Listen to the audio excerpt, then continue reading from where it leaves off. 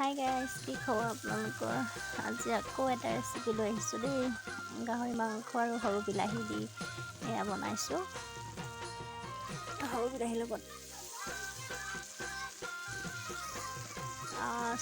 সকলোলৈকে ৰঙালী বিহুৰ শুভেচ্ছা থাকিল মোৰ ফালৰ পৰা।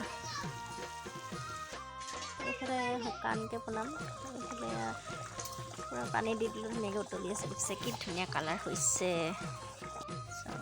এইপিনে এয়া শুকান বনাইছোঁ। তাৰপাছত আহি গ'ল আপোনাৰ ডিম বইল। এইপিনে আমলৰি, ৰাতিপুৱা মালিকে গৈ আমলৰি ভাঙি আনিলেগৈ। এয়া আমলৰিটো বেছি নাপালে বাৰু, হ'লেও আৰু নিয়মটো কৰিবৰ কাৰণে হৈ গ'ল। তাৰপিছতে এইপিনে আপোনাৰ আকৌ গাহৰি মাংস বনাম আপোনাৰ আজি মাটিমাহৰ লগত। এইয়া মাটিমাহ ফাৰ্ষ্ট টাইম বনাইছোঁ দেই, মাটিমাহে গাহৰি মাংসই। মাটিমাহ গাহৰি মাংস মান ধনিয়া পাত দি দিছিলোঁ তাতে। মাটিমাহ